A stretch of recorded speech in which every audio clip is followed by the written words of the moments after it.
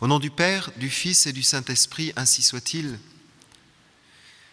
Mes bien chers frères,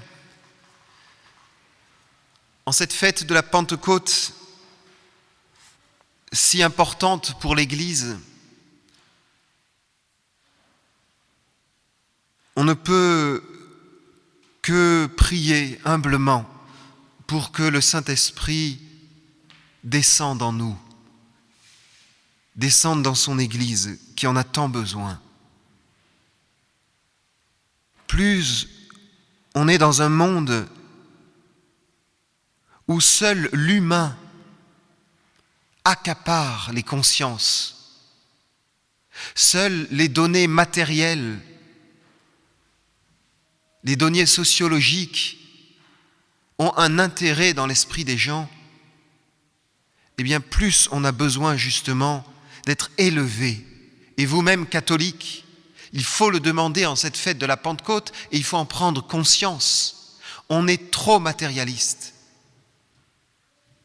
On n'a pas l'esprit assez élevé vers le ciel, vers cette éternité qui est à notre porte. Nous allons tous, dans quelque temps, quitter cette terre. Et il ne restera que notre âme, le spirituel, ce que nous aurons engrangé comme vertu spirituelle, comme foi, comme espérance, comme charité. Alors, eh bien, c'est vraiment la grande demande pour aujourd'hui que le Saint-Esprit nous aide à nous convertir profondément. Et je voudrais, puisque vous savez que la Pentecôte, c'est on peut dire le démarrage de l'Église, et le Christ a dit « Je vous enverrai l'Esprit Saint » et la conséquence immédiate, c'est « Vous serez mes témoins » dans la Judée, la Galilée et jusqu'aux extrémités de la terre. Bien, je voudrais vous donner aujourd'hui simplement un témoignage. Alors j'ai bien réfléchi pour vous montrer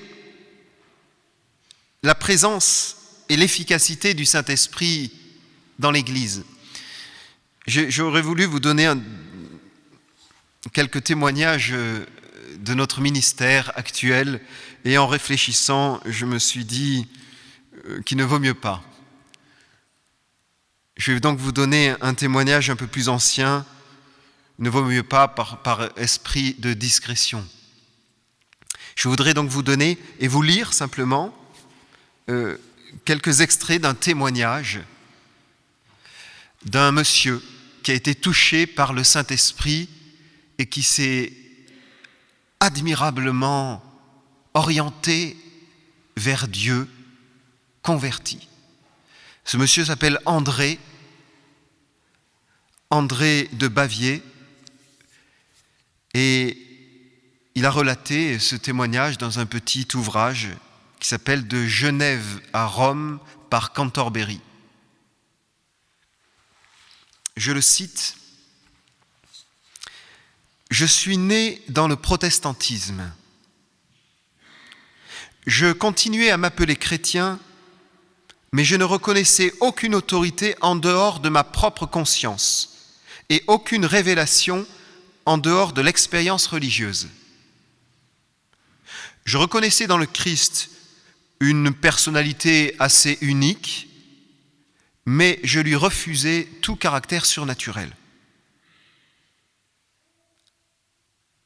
Voilà pourquoi je vous ai choisi ce témoignage, parce que c'est extrêmement courant aujourd'hui. Énormément de personnes aujourd'hui vont dire « il n'y a pas d'autorité qui peut m'imposer quelque chose, une vérité ». On a tous la liberté de conscience et la seule autorité réelle, c'est ma conscience. Voilà. Ça, c'est l'état d'esprit actuel. Écoutons la suite de ce petit témoignage et vous allez voir pourquoi j'ai choisi celui-ci aussi, parce qu'il y a une deuxième caractéristique dans le monde actuel. Voilà ce qu'il dit. D'ailleurs, le problème de la divinité du Christ, à mon sens, à notre époque, n'a plus de sens. Dieu est immanent à l'homme. Le divin et l'humain font une seule chose. J'étais imbu, sans m'en douter, de ce panthéisme qui empoisonne la pensée contemporaine. Et je voyais dans la prière, la méditation, non pas un acte d'adoration, un appel de la pauvre créature envers son Créateur, mais seulement un excellent moyen d'accumuler en soi les énergies spirituelles éparses dans l'univers, que ces énergies soient cosmiques ou telluriques. Vous reconnaissez là le New Age, la pensée actuelle qui se développe à travers le New Age, à travers une forme de bouddhisme et de panthéisme.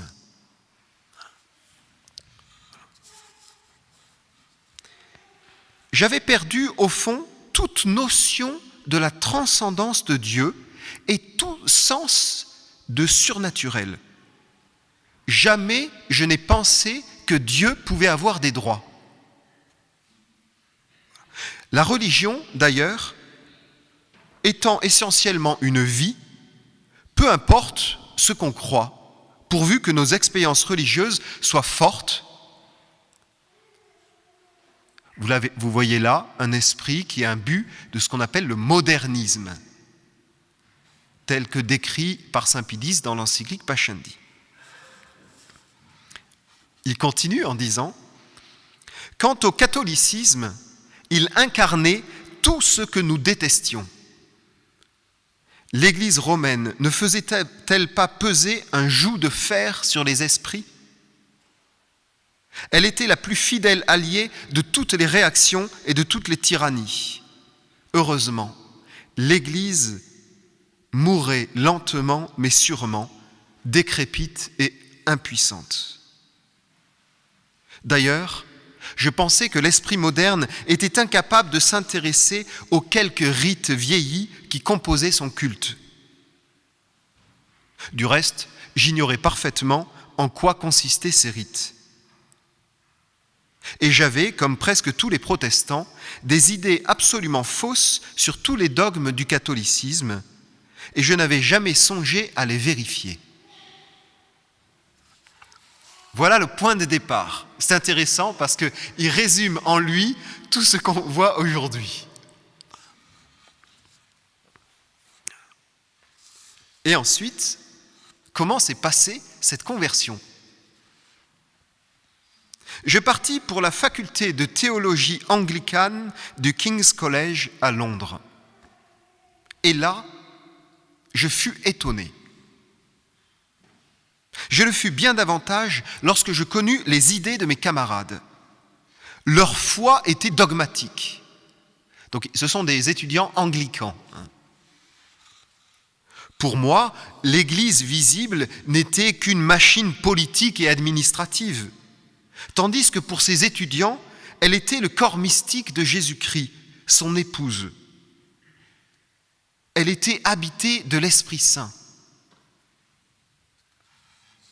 Je m'opposais à tout ça et je devins bientôt un des étudiants les plus rationalistes de la faculté. Mais soudain, une crise intérieure éclata. Mon être fut secoué jusque dans ses profondeurs. Je fus placé brutalement en face de moi-même et je fus forcé de remettre en question mes idées les plus chères de liberté de conscience. Aveuglé par mon orgueil, j'avais relégué le péché parmi les notions vieillies d'un autre âge. Et tout à coup, je ne sais pas pourquoi, je me retrouve, en me réveillant, pauvre et coupable, ayant un immense besoin de l'amour et du pardon de Dieu. Je ne sais pourquoi. Je sentis soudain le besoin d'un médiateur et d'un sauveur. Et alors, le problème de la divinité du Christ prit pour moi une signification toute nouvelle. C'est magnifique. Vous voyez un être qui a 1000 lieues d'une pensée catholique, qui s'y oppose même de plus en plus, et tout à coup, la grâce de Dieu, le Saint-Esprit, agit dans son âme, le secoue intérieurement, même par la notion vous voyez, de culpabilité et de ce sentiment d'être radicalement impuissant à devenir bon et à accéder à Dieu. Comment ceci est arrivé ? Bien sûr, il y a eu toute une réflexion sans qu'il s'en aperçoive, qui s'est mis en place petit à petit. Et il nous le dit, écoutons. Le protestantisme et le libéralisme pouvaient convenir à la rigueur à ceux qui sont dans ce monde riches et heureux. Mais ce libéralisme et ce protestantisme s'écroulent devant les grandes réalités de la vie que sont la souffrance, le péché et la mort. Il n'y avait pas de réponse à cela. Et je compris que ma plus grande faute ici-bas fut de me séparer du Christ. Sans le Christ, je venais d'en faire la triste expérience. Ma foi religieuse finissait par se résorber en un vague panthéiste qui ne résout rien ni au péché, ni à la souffrance, ni à la mort. Je ne croyais pas encore que le Christ était à la fois Dieu et homme, mais je savais seulement qu'il serait pour moi le chemin, la vérité et la vie. Alors, je résolus tout simplement de me mettre sans parti pris en présence du Christ des évangiles et de me laisser enseigner par lui. Je pris donc l'évangile et chaque jour, je tâchais de le lire en y réfléchissant. Plus je lisais l'évangile, plus je vivais avec ce Christ et plus ce personnage grandissait à mes yeux. Non content de renverser toutes les valeurs de ce monde, il avait osé affirmer que personne ne venait au Père que par lui. C'est clair, il incarnait quelque chose d'absolu. Mais je me refusais encore à affirmer sa divinité, car j'avais peur de tomber dans le dogmatisme que j'exécrais. Pourtant, il arriva un moment où il me fut impossible de me dérober à la question que le Christ posait dans l'Évangile. « Et toi, que dis-tu que je suis ?» Cette question m'obsédait. « Et toi, que dis-tu que je suis ?»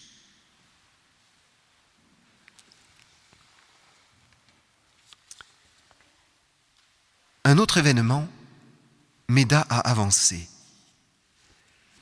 Ce fut le travail historique que j'entrepris à la faculté sur le culte de la Vierge au Moyen Âge. Ce travail me fit entrer pour la première fois en contact avec la piété catholique. Ce fut pour moi une véritable révélation. Je trouvais dans les méditations et les prières de saint Anselme, saint Bernard, saint Thomas d'Aquin, une ferveur, une tendresse, une simplicité auxquelles je n'ai jamais été accoutumé. De retour en Suisse, je pris le catéchisme du Concile de Trente, puis l'excellent manuel de l'abbé Lezêtre, appelé « La foi catholique ». J'allais de découverte en découverte. Je dus convenir bientôt que le catholicisme avait un sens extraordinaire du divin.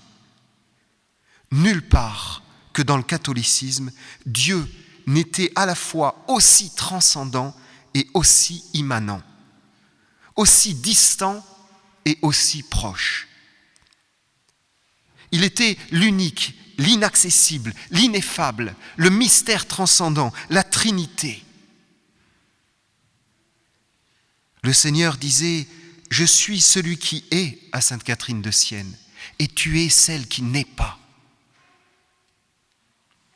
Mais en même temps, le catholicisme présente ce Dieu comme le Dieu de l'incarnation, le Dieu qui a épousé notre frêle humanité dans la personne du Christ, qui est descendu jusqu'à nous le jour de Noël, qui continue à s'unir à nous intimement dans la communion eucharistique et qui habite dans l'âme en état de grâce. Je découvris alors à quel point les protestants libéraux et les modernistes, en négligeant la transcendance de Dieu pour insister uniquement sur l'immanence, avaient rapetissé Dieu sous prétexte de nous le rapprocher.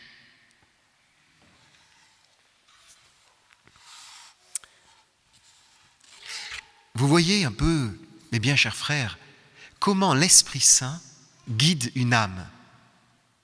Et vous voyez qu'il y a des impulsions du Saint-Esprit. Vous voyez, une action du Saint-Esprit. Et André a été réceptif à cela. Et vous voyez que cette impulsion du Saint-Esprit, elle a, excusez-moi de ce terme, elle a boosté André. Ce n'est pas un miracle, mes bien chers frères. Il ne faut pas tout attendre du Saint-Esprit, d'un coup qui me prend comme ça, et puis il me fait devenir catholique. Il booste André. Il le pousse à ouvrir son intelligence. Il le pousse à chercher, à étudier. Et c'est ce qu'il va faire. Vous voyez le travail de ce garçon. Il va lire, il va prendre l'Évangile. Tous les jours, il médite l'Évangile, sans avoir la foi. Ensuite, il lit le catéchisme du Concile de Trente. Il étudie un peu les auteurs catholiques. Il cherche, il cherche. C'est ça l'œuvre du Saint-Esprit. Et le grand piège qu'on peut avoir, c'est de ne pas se mettre d'une façon réceptive sous l'influence du Saint-Esprit. Ne pas le prier, ne pas demander au Saint-Esprit ses éclairages. Ne pas être humble.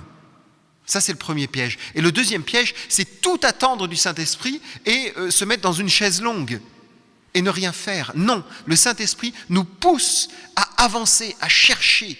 Celui qui cherche trouve, dit Jésus dans l'Évangile. Celui qui demande avec persévérance reçoit. Et alors, pour terminer, eh bien, il y avait encore un obstacle à sa conversion, c'est l'Église catholique romaine.